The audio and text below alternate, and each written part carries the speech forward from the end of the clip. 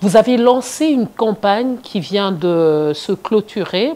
La campagne, en fait, c'était une marche de sensibilisation intitulée « Plus jamais un malade de cancer dans les rues de Kinshasa ». Pourquoi ce thème? Est-ce qu'il y avait un besoin pour tenir cette marche? Je pense que les communs des mortels ou des Quinois savent que dans pratiquement tous les carrefours, il y avait des malades qui étaient exposés comme des bêtes de foire. Ça dépend de qui le message va passer. Est-ce que le message, quand le message va passer, est-ce que ça va bien toucher la personne? Très souvent, il y avait un charlatan à côté avec un haut-parleur, un micro, et qui demandait de l'argent, question de pouvoir aider la personne malade. Mais cette personne n'était jamais traitée. Tout le matin, vous la verrez, toujours sur la route, dans nos carrefours, et de jour au jour, jusqu'à ce qu'on ne voit plus la personne, soit la personne mourait, et c'est quelqu'un d'autre qui l'a remplacé. Cette histoire, cet accompagnement, cette maladie, l'aide que nous sommes en train de faire, ça dépend des personnes de bonne volonté. Quand même, on ne devrait pas avoir de malades dans les rues.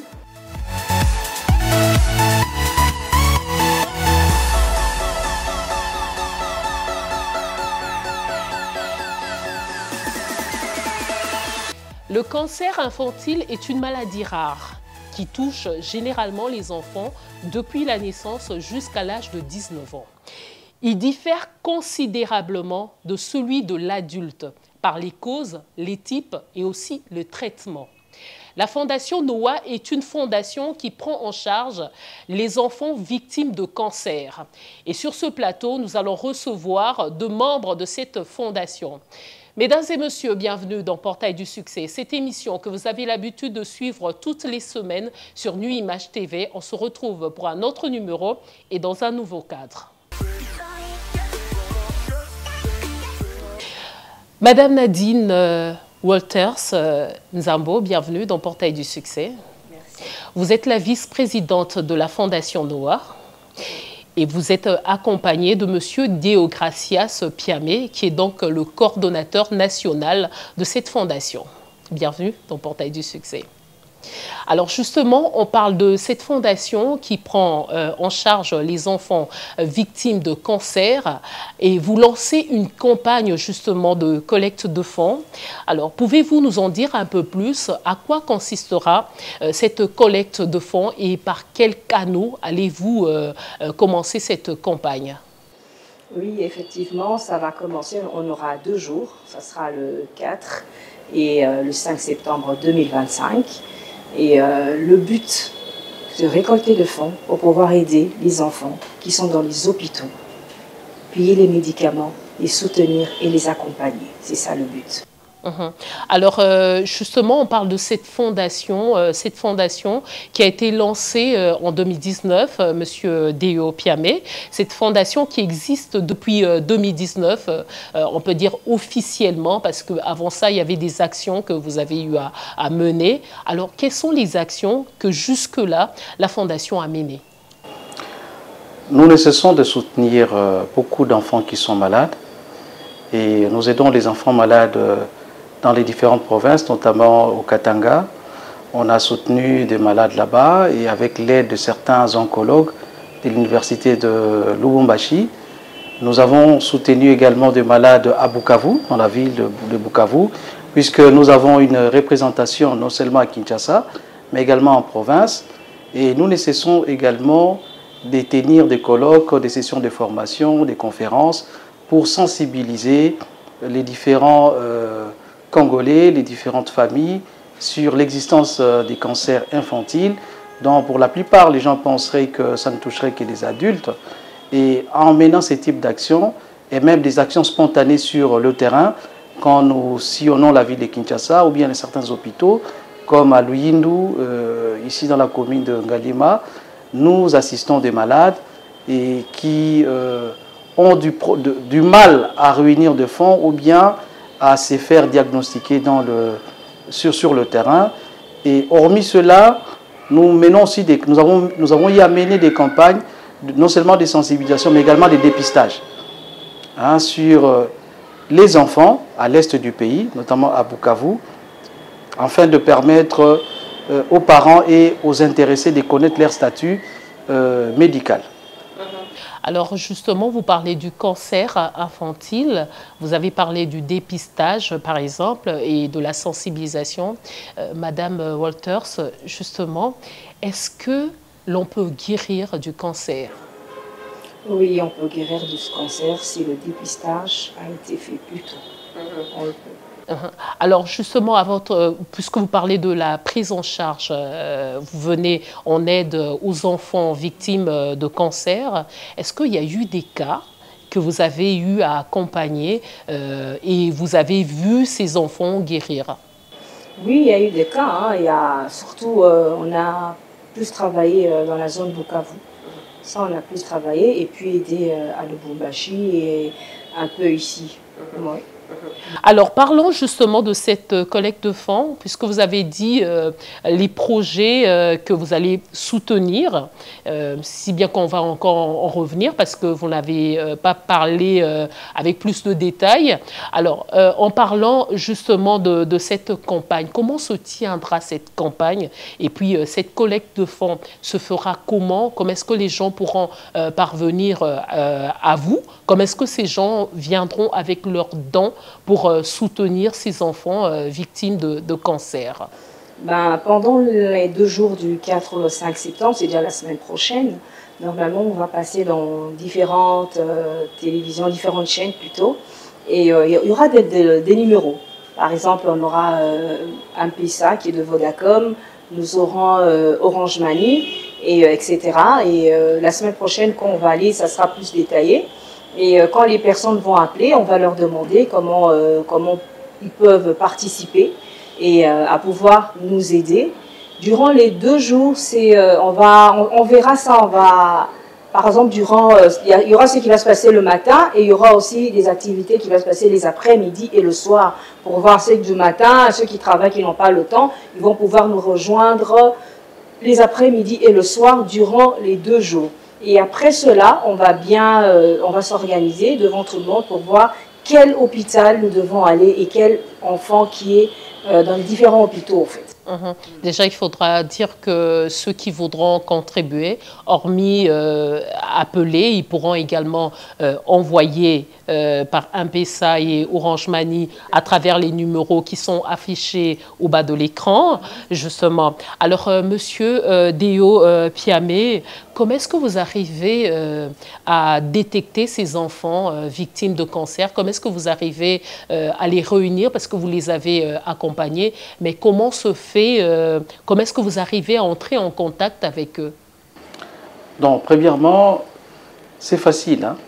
Quand vous êtes un parent qui a eu à supporter la douleur d'un enfant qui a souffert, qui a tant souffert du cancer, j'ai beaucoup aimé la question que vous aviez posée tout à l'heure à Madame Nadine, si elle avait une expérience des enfants qui seraient guéris des cancers. Mais eh bien, la Fondation Noah, ce n'est pas une personne fictive, Noah existe. Noah est bel et bien une personne vivante et qui a souffert du cancer, qui en est guéri. Et ça, c'est déjà un exemple patent. Et partant de cela, où est-ce qu'on trouve souvent les malades? Mais on les trouve dans des hôpitaux. Nous sillonnons les différents hôpitaux locaux, que ce soit à Kinshasa et même en périphérie. Nous les visitons et c'est là où nous détectons des malades. Il est de ces personnes qui souffrent du cancer, mais qui ignorent que cette maladie, c'était bel et bien le cancer. On pense que c'est de la typhoïde, on pense que c'est la malaria, puisque l'enfant fait de fortes fièvres, ou soit nous n'avons pas des oncologues spécialisés qui traitent les cas des enfants.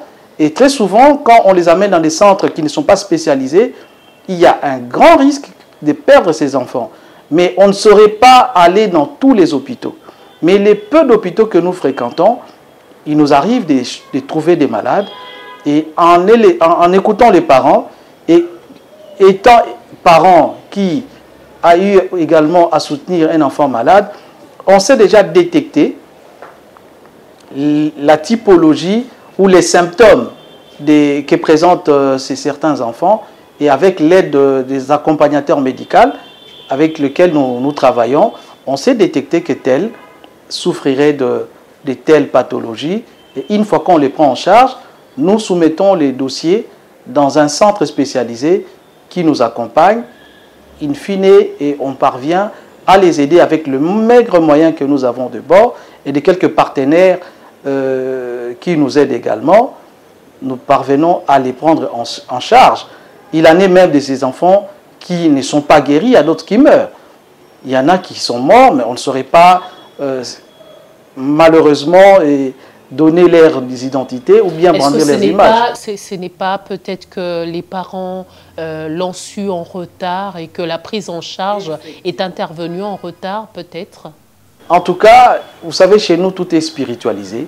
Quand un enfant présente des pathologies, des types de cancers, on les amène soit chez les charlatans du coin. Les temps que les charlatans le traitent, les mois, les années passent et la maladie continue à s'enraciner, à s'enquister. Et c'est comme ça qu'une fois qu'on arrive dans un centre spécialisé, les cliniques universitaires sont légion en RDC, dans plusieurs provinces. Mais les parents, par manque de connaissances et de communication, d'information, ils ne savent pas que nous prenons en charge. L'État a des structures, la province a des structures, les partenaires ont des structures qui prendraient ces personnes malades en charge, mais très souvent, ils arrivent en retard, soit pas du tout. C'est comme ça que ces personnes meurent. C'est un problème des crises informationnelles. Alors, Madame Nadine, Noah, c'est le nom de ce petit garçon qui a été victime de cancer dès l'âge de 10 mois. Racontez-nous cette histoire et justement ce nom que porte la Fondation. Noah est né de Patrick Badi et de la maman Jolie Piamé Badi. Il est né le 16 septembre 2014. Un beau bébé, il n'y avait rien qui montrait, il était vraiment en bonne santé. À partir de l'âge de 10 mois, Noah commença à pleurer, il pleurait beaucoup, il a beaucoup pleuré. Et à partir de là, ils ont emmené à l'hôpital pour voir qu'est-ce qui ne va pas, un enfant qui est en bonne santé et qui se met à pleurer. Et de là qu'on a diagnostiqué que Noah avait le cancer, la leucémie. C'est là où le combat a commencé. Durant plus de 2 ans, Noah a été hospitalisé chimio sur chimio. Et il a été guéri, c'est vrai. Mais la chimio a laissé beaucoup de séquelles. Problèmes de poumons, épilepsie, jusqu'à arriver au niveau de l'opérer sur la tête. Si vous allez voir les photos, vous verrez l'opération de Noah. Mais il a été guéri du cancer. Il continue à prendre quelques médicaments par rapport à son état de poumon et puis l'épilepsie, mais Noah se porte bien. Ouais. Est-ce qu'il n'est pas plus important que les parents puissent, dès qu'ils remarquent un malaise, d'amener leurs enfants à l'hôpital et certainement les enfants ont plus de chances de guérir à ce moment-là? Comme le cas, par exemple, de Noah, où sa mère s'est levée et a eu quand même à consulter les médecins. Ce qui n'est pas le cas, comme M. Déo le disait, c'est que vu qu'il y a beaucoup qui sont sous-informés et que les parents, à moindre malaise, devraient en principe se lever et aller faire diagnostiquer leurs enfants. Oui, les problèmes, on va parler de l'Afrique précisément, on va parler de la RDC, de Kinshasa aussi. Et comme nous sommes à Kinshasa, il y a les parents, vous savez, on a beaucoup tendance à faire l'automédication. Quand l'enfant a mal, on se dit « Ah, sûrement c'est mal à la tête ou bien c'est mal au ventre, on va donner quelques comprimés. » Et quand ça persiste, ça continue, on va aller voir, comme on dit en lingala, docteur Abokoko, qui c'est Abokoko. Et maintenant là, ils sont en train d'aggraver la situation. Parce qu'au début, quand on a remarqué, on devait directement aller à l'hôpital pour voir comment faire. Mais vous êtes en train de négliger par manque de connaissances. On continue à garder l'enfant et ça continue à monter. Étape 1, 2, 3, jusqu'à ce que ça devienne grave. Et vous emmenez à la dernière minute, quand les charlatans, comme a dit mon confrère ici, à la dernière minute, quand il ne sait pas, il va vous demander d'aller à l'hôpital. Il faut aussi avoir des moyens. Et on sait très bien comment l'hôpital coûte cher. C'est par rapport à ça on a demandé.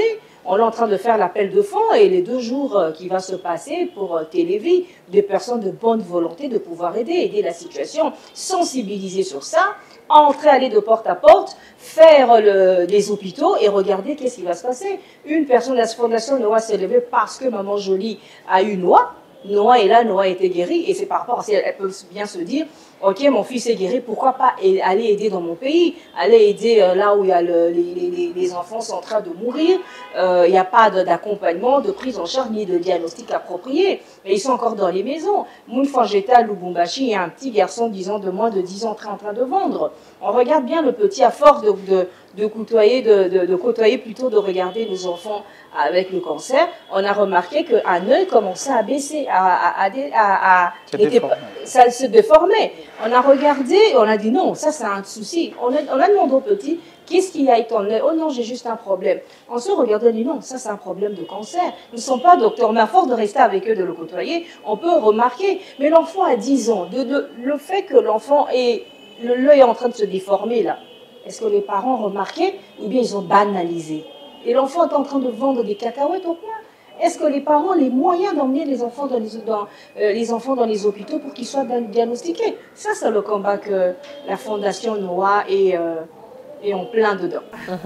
Alors justement, puisque vous avez cité le nom de Madame Jolie, Jolie Piamé Badi, qui est justement la présidente de la Fondation, c'est elle qui a donné ce nom, ce nom grâce au fait, le nom que porte son enfant, son fils, qui a connu le cancer lorsqu'il avait 10 mois. Alors, Monsieur Déo Piamé, puisqu'on parle de la Fondation Noah, vous êtes le coordonnateur national de cette fondation, mais est-ce que vous avez des représentations en dehors de Kinshasa? Effectivement, en dehors de Kinshasa, nous sommes présents à Lubumbashi. Il y a toute une équipe qui est présente. Il y a également une représentation dans la ville de Bukavu. Nous savons que c'est une partie qui est occupée. Et il y a même des malades que nous suivons de l'autre côté. On les assiste à distance. Et c'est très difficile par ces temps-ci. Et nous allons aussi profiter de ces moments pour dire que nous sommes des cœurs avec tous ceux qui souffrent dans toute la partie orientale du pays. Il y a des enfants qui souffrent des cancers, même des parents, mais qui fuient à cause de la guerre.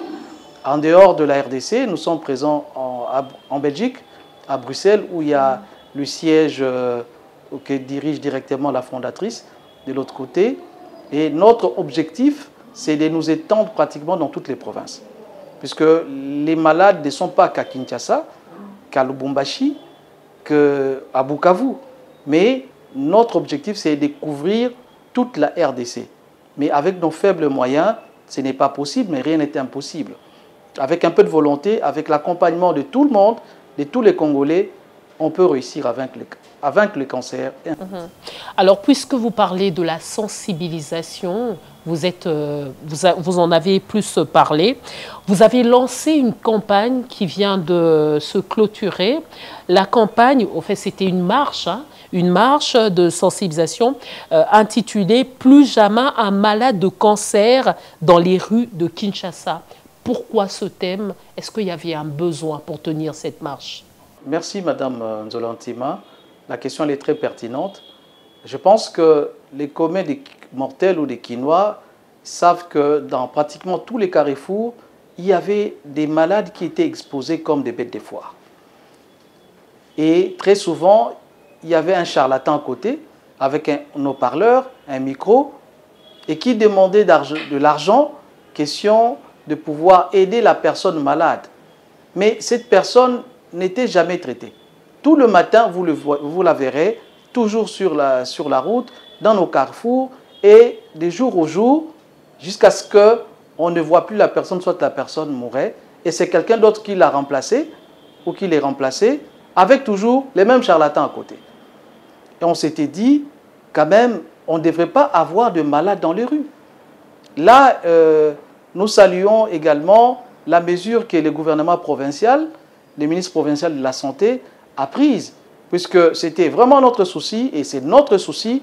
Nous savons que dans la plupart de carrefours, comme ici à Kintamo Magasin, ou bien à Lupen, ou bien à Mongafula, ou bien à Matongé, ou je ne sais pas, même au grand marché, vous verrez toujours ces personnes, mais depuis presque 2 semaines, on ne les voit plus.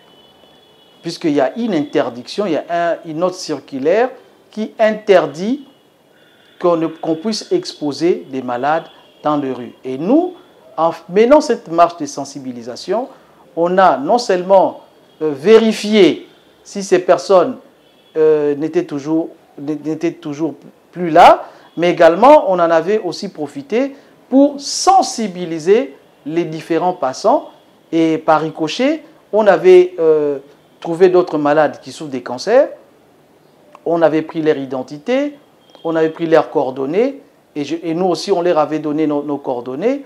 D'ici là, on va les recontacter à l'issue de notre activité des télévis. Il est déjà de ces malades que nous avons ciblés, hormis ceux que nous continuerons à sensibiliser ou bien à retrouver dans nos villes, dans nos rues. Nous allons les prendre également en charge, mais on a réellement constaté qu'il y a de moins en moins de malades dans nos rues. Ça, c'est un point positif qu'on a épinglé depuis la clôture de notre campagne de sensibilisation. Madame Nadine, plus jamais un malade de cancer sur les rues de Kinshasa. Pensez-vous que c'était important? Très important. Il vaut mieux de commencer, d'aider au lieu de ne rien faire. C'est très important. Ces personnes qui les accompagnaient, comme le dit M. Déo, ce sont des charlatans. Mais est-ce que ces personnes étaient butées par, peut-être butées par des moyens financiers, parce qu'ils demandaient 1000 francs, 2000 francs? Est-ce qu'avec ces montants, ils pouvaient réunir des sommes importantes pour conduire ces victimes de cancer dans les hôpitaux? Sincèrement, c'est un peu compliqué pour pouvoir répondre à cette question. Nous ne savons pas, est-ce que ce sont les parents qui sont derrière, ou bien ce sont juste les personnes, est-ce que ce sont des hommes de Dieu, il y a tout ça. Mais le but en est que, c'est que la fondation Noé est en train d'agir là, c'est de pouvoir les rassembler, les emmener dans les hôpitaux au lieu de rester dehors.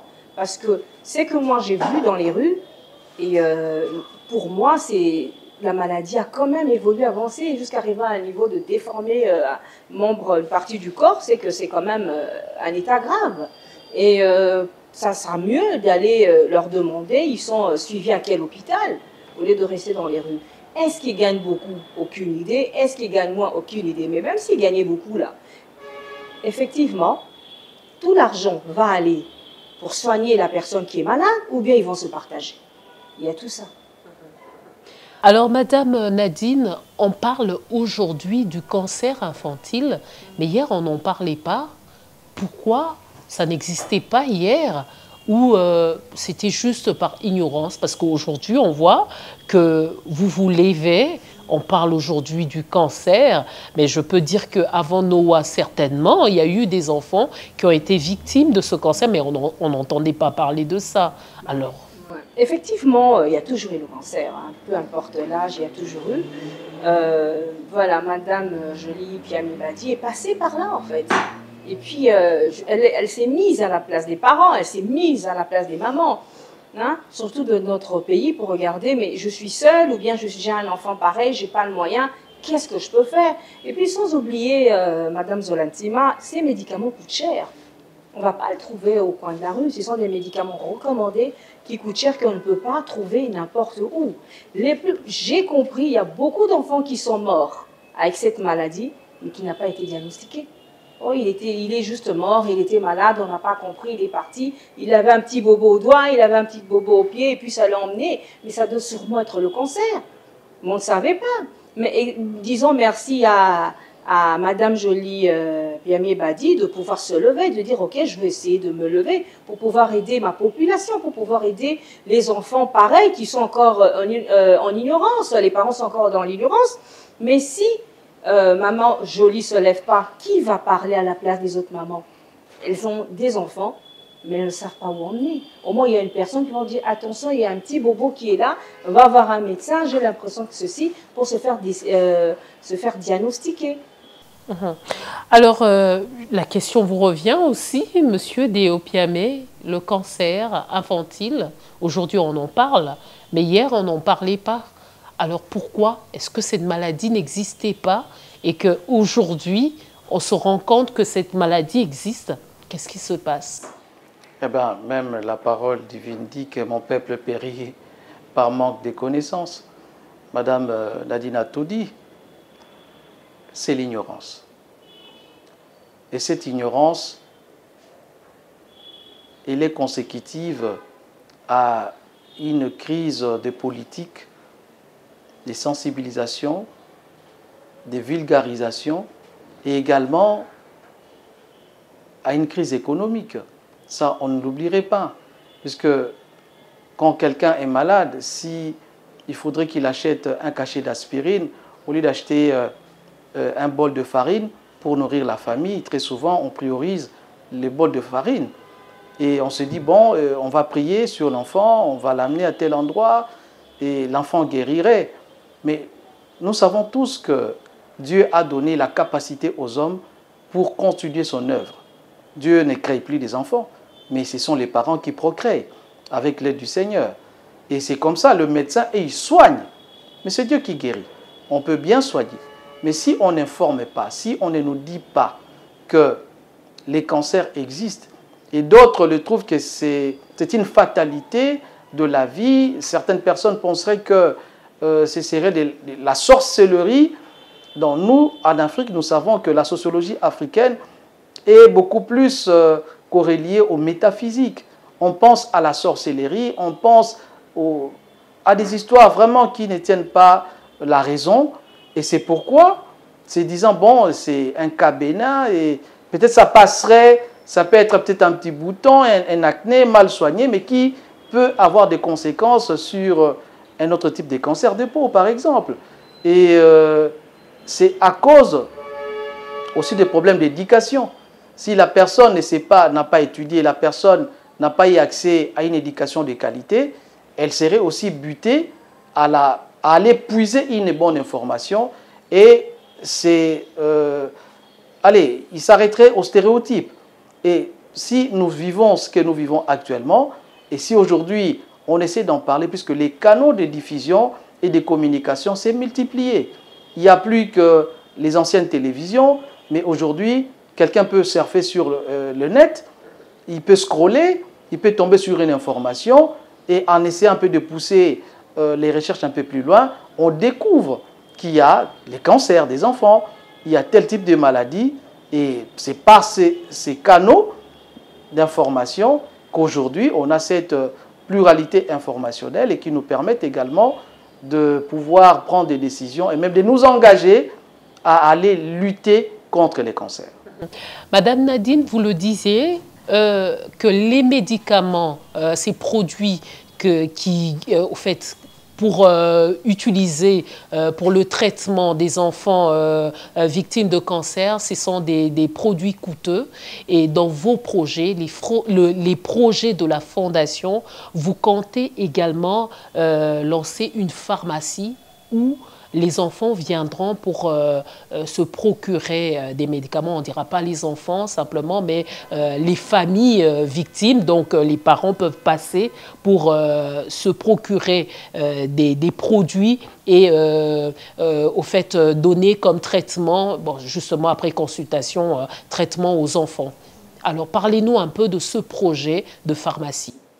Oui, ça fait des années que le projet est en cours. On est toujours en train d'évoluer et de chercher des partenaires par-ci par-là, des organismes qui peuvent aussi intervenir et être en partenariat avec les gros pharmaciens européens, peu importe l'endroit auquel nous pouvons acheter à petit coût ou bien carrément nous donner gratuitement pour pouvoir venir aider l'Afrique. C'est vrai qu'on va commencer dans les trois villes, les trois grandes villes. On va commencer, on va faire Kinshasa, on fera Lubumbashi ainsi que Bukavu si tout va bien.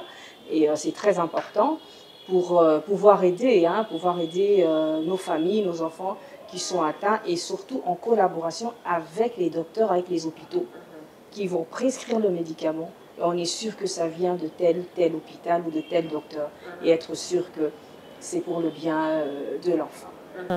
Concrètement, Monsieur Deo, comment se tiendra cette pharmacie puisque c'est un projet? Quelle est votre vision par rapport à ce projet de pharmacie? En tout cas, ces projets, comme Madame venait de le dire, ils datent, mais c'est en cours. C'est en cours. Je pense qu'avec l'aide de tout le monde, nous pourrons le réaliser le plus tôt possible, puisque c'est une question d'engagement. Si nous avons plus de Congolais qui souscrivent à ces projets. Ce n'est pas seulement le projet de la Fondation Noah, c'est un projet qui devrait pratiquement toucher, qui devrait pratiquement accompagner tout Congolais qui, une fois, était victime ou avait connu un de membres de famille souffrant de cette maladie, ou bien de personnes épris de très bonne volonté qui pourraient nous accompagner. Alors, nous n'allons pas prendre tout le malade du coup. Ce serait pratiquement impossible et nous souhaiterions également que l'État puisse nous accompagner et d'autres partenaires privés et des centres spécialisés qui pourraient nous aider dans ce sens. Notre but, c'est de ne pas... ce n'est pas l'armée du Sali, effectivement. Nous sommes une fondation, INASBEL.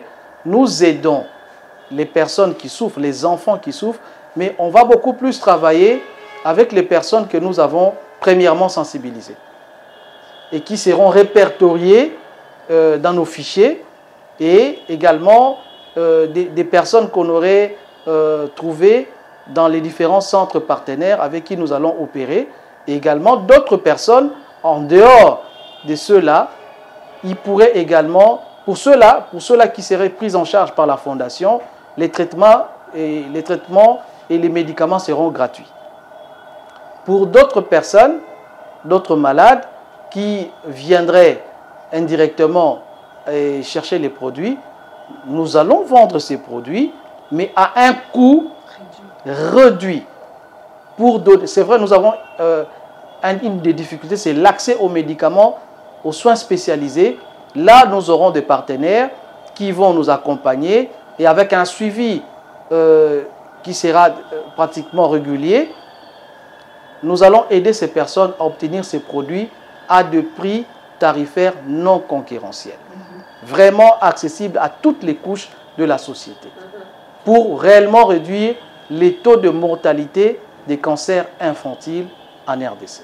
Et là, ça sera juste se procurer des produits pour les enfants ou également les adultes?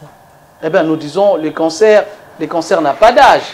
Hein, si nous avons in fine, ou bien avec le temps, si les projets grandissent, mûrissent, et si nous devenons encore beaucoup plus grands, pourquoi pas avoir d'autres partenaires qui nous accompagneraient dans le sens d'aider aussi certains malades, certains des Congolais, qui soient grands, qui soient de troisième âge, mais qui n'ont pas de moyens. Ceux-là qui ont le moyen de se prendre en charge, eh bien, il y a des institutions spécialisées, ils pourraient se rendre là-bas. Et alors, nous aurons les dossiers à traiter. On sait comment est-ce qu'on fonctionne au Congo. Quelqu'un peut être en mesure de s'acheter le produit, mais comme on sait qu'à tel endroit, on peut avoir gratuitement, eh bien, on va aider ceux qui n'ont pas. Et comment vous le saurez? Bon, écoutez, nous ne travaillerons pas seuls. Avec nous, nous ne sommes pas des corps médicaux. Mais on aura et on a avec nous, là, je vous annonce, actuellement, nous ne travaillons plus seuls. On est même avec les assistants sociaux. Les assistants sociaux connaissent dans les différents centres, par exemple ici à Kinshasa, où sont les enfants qui souffrent de quoi, on sait traiter les dossiers. Et en partant de ces dossiers-là, on pourrait examiner l'ordre de priorité et qui a le moyen, qui n'en aurait pas. Et c'est en partant de ces petits calculs-là, ces petits management médical, on saurait aider X ou Y, on pourrait l'orienter vers d'autres institutions spécialisées. Alors, Madame Nadine, est-ce que les portes sont encore ouvertes pour les membres voulant faire partie de la fondation? Si oui, comment faire partie de la fondation Noah? Oui, les portes sont ouvertes, hein, mais ça, c'est mieux que le coordonnateur puisse... c'est lui qui coordonne. Et la question est mieux placée pour lui, au fait. En tout cas, nos portes sont ouvertes. Ouais. Nous disons « No one at the hospital ». Notre objectif, c'est d'avoir 0 malade de cancer. Les portes sont ouvertes. Et nous allons vous donner nos contacts, les adresses web, et les adresses physiques, et même les numéros de contact téléphoniques pour toute personne qui voudrait nous accompagner. Beaucoup plus, on a besoin des bénévoles. Vous savez, au Congo, quand on lance une activité, les gens voient directement, c'est de l'argent. Ici, nous aidons, nous tous, comme étant des bénévoles. On ne nous paye pas pour ça, mais nous donnons le peu que nous avons à cette fondation afin d'aider ceux qui n'ont rien. La parole dit, même à celui qui n'a pas, on lui ôterait même ce qu'il avait. Mais non, d'ici peu, je pense que au bas des écrans, on va afficher nos adresses. Et pour toute personne qui voudrait nous adresser des demandes, on va bien traiter ces cas, on va bien les répondre et nous les disons, welcome, karibu, boya malamu, la Fondation Noah, ensemble Tokolonga Cancer. Alors, Madame Nadine, quels sont vos projets, les projets de la Fondation? C'est vrai qu'on a parlé de la pharmacie, c'est vrai que vous serez toujours dans l'accompagnement des enfants victimes de cancer, mais quels sont vos projets à long terme en dehors de cela? Bon, en tout cas, le projet, on a toujours. Hein. Et pour le moment, j'aimerais bien qu'on parle de 2 journées qu'on aura le 4 et le 5, hein, appel de fonds, et ainsi que des pharmacies solidaires dans tout le pays. Ça, ce sont les 2 projets que nous tenons d'abord à réaliser. Mais il y en a tant d'autres pour les enfants vivant avec le cancer, il y en a tant d'autres. On termine d'abord les 2, et après vous serez au courant, on va vous appeler, on va lancer les autres projets. Alors justement, puisque vous parlez de la pharmacie solidaire, vous avez dit que ça fait plusieurs années que vous comptez réaliser ce projet. Ça fait plusieurs années, mais peut-être que vous n'utilisez pas les bons moyens pour réunir les fonds. Comment ça, utiliser pas les bons moyens? Les gens, vous êtes là, vous êtes le média, ça passe déjà, il y aura des gens qui vont vous suivre à travers vous. On est partout dans les médias, voilà, il y a les télévisions, il y a les chaînes, il y a la radio, il y a les réseaux sociaux, voilà. En tout cas, ça dépend, moi je trouve, ça dépend de qui le message va passer. Est-ce que le message, quand le message va passer, est-ce que ça va bien toucher la personne? Cette histoire, cet accompagnement, cette maladie, cette l'aide que nous sommes en train de faire, ça dépend des personnes de bonne volonté qui sont là et vont vous dire, ah, ça m'a touché cette histoire, qu'est-ce que je peux faire, comment je peux vous aider? Ça, c'est très important. Mais en tout cas, chercher, on le fait. Les lettres, on a déposé. Les hôpitaux, on l'a fait. Maintenant, on va tenter avec vous. Et on va voir la semaine prochaine qu'est-ce que ça pourra donner, n'est-ce pas, Madame Zolotzi? Hein? Monsieur... Juste pour compléter, oui. Vous savez, les partenaires à l'extérieur nous donnent aussi les produits. Oui, tout à fait. Hein? Oui. On nous donne, il ne faut pas qu'on puisse cacher ce qui se fait, mais nous donnons ces médicaments dans certains hôpitaux. Nous ne les gardons pas. Une fois que les produits arrivent sur place, nous ciblons telle institution. Nous, pour ne pas citer Luyindu, ici à Binza, nous avons eu à maintes reprises à donner des médicaments dans ces hôpitaux, dans ces centres hospitaliers. Maintenant, pour bien gérer les choses, on souhaiterait bien que la Fondation ait une pharmacie, une adresse où pratiquement le malade et les personnes que nous prenons en charge pourront acquérir les produits dans le temps. Puisqu'on peut laisser dans un centre hospitalier, lambda, mais on ne sait pas ce qu'on fera de ce produit. Est-ce que les malades que nous voulons qu'ils soient traités, est-ce qu'ils auraient pratiquement bénéficié de ce produit totalement? Alors, c'est pour cela que nous-mêmes, nous voudrions avoir une pharmacie où nos malades, une fois quand nos médecins ou le partenaire qui nous accompagne, des professeurs, d'éminents professeurs oncologues qui nous accompagnent dans le centre, et même certains politiques qui nous accompagnent, eh bien, le moyen qu'on nous donne, que ces personnes ou ces moyens aillent directement aux personnes qui en ont réellement besoin. Alors, Madame Nadine, justement, je rappelle que vous êtes la vice-présidente de la Fondation Noah. Noah, qui est une fondation qui vient en aide aux familles des enfants victimes de cancer infantile. Et donc, Monsieur Deo également, vous êtes le coordonnateur national. Alors, Madame Nadine, pouvez-vous avoir un message pour le public qui vous suit, parce que nous chutons déjà? Quel est le message que vous allez lancer à la population ou au public qui vous suit? C'était d'abord que ce message touche aux personnes de bonne volonté, que ce message touche aux hôpitaux, aux médecins, au gouvernement, aux entreprises, aux sociétés, que ce message les touche et qu'ils puissent agir. Les parents peuvent avoir un enfant qui sont malades, mais ils ne savent pas quoi faire. Alors, si nous, on ne se lève pas, nous, on est là, juste, c'est un pont, en fait. Nous sommes juste en train de faire un transfert. On reçoit, on donne. C'est vrai qu'il y a eu des médicaments, ça fait des années que la Fondation Noah existe. C'est pas qu'on parle en vain. Les médicaments, comme le coordonnateur vient de le dire, il y a des médicaments, il y a des pharmacies qui donnent. Et c'est un transfert qui va. Nous faisons juste appel de pouvoir agir, de pouvoir nous contacter. Et les numéros qui vont passer, de pouvoir transmettre le message. C'est vrai qu'on peut, une personne peut regarder la télé, ouvrir pour dire « Oh, ça ne me regarde pas ». Mais on ne sait jamais que ça touche la personne qui regarde, que la personne qui regarde puisse transférer ce message, que ça puisse aider la population. Nous sommes là quand on a dit zéro cancer. Ça fait mal de trouver, de voir une maman ou bien une famille dont l'enfant est malade, mais qui ne savent pas quoi faire. Ils ne savent même pas comment manger, de quoi manger de la journée. Et comment est-ce qu'ils vont aller à l'hôpital? Comment est-ce qu'ils vont payer les médicaments? Nos enfants sont en train de mourir, de périr par manque de connaissances, par manque de sensibilisation.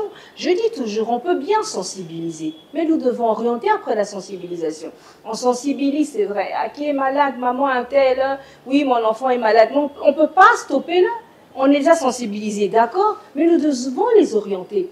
Aller à tel hôpital, aller avec l'hôpital, avec qui nous allons traiter, avec qui nous allons collaborer, parce qu'il doit y avoir un suivi, comme le coordinateur vient de le dire. On ne peut pas donner comme ça, et puis après, on ne sait pas qu'est-ce qui s'est passé avec les médicaments.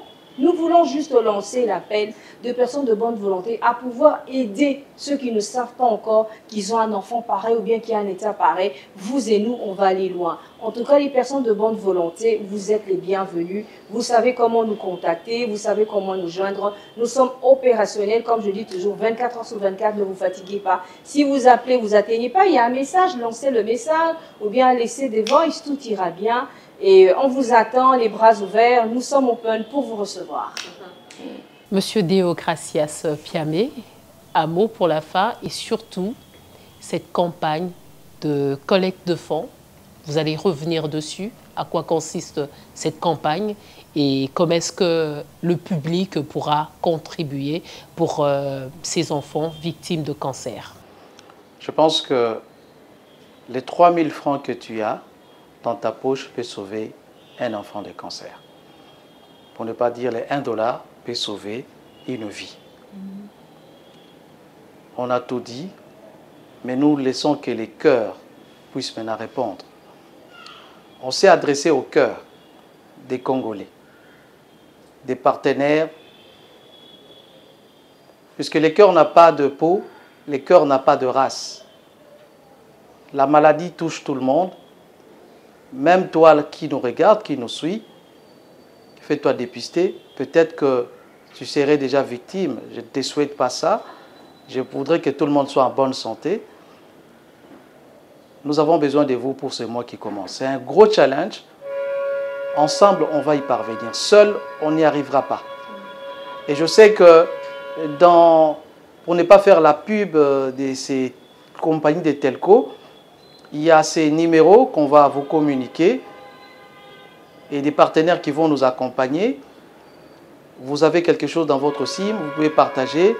Il y a un numéro de banque qu'on va afficher. Vous avez un petit rien, vous pouvez transférer. Vous avez un compte PayPal, vous pouvez transférer de partout. Et la malade ou le malade qui a besoin de votre geste saura réellement vous dire merci en prenant le médicament et qui pourrait lui donner de la vie. Tout le septembre est pour nous et de ces 2 jours sont des jours phares et je suis sûr qu'ensemble, Torolong à cancer. Moi, j'allais rajouter quelque chose par rapport au... Comme ça va passer même dans les médias, c'est pas seulement être Congolais pour aider. Tout le monde peut aider. Hein? Nos frères et sœurs d'Afrique, Europe, États-Unis, dans les 5 continents. Si ce message vous recevez ce message, si vous voyez ce message passer, vous pouvez aider de loin ou de près.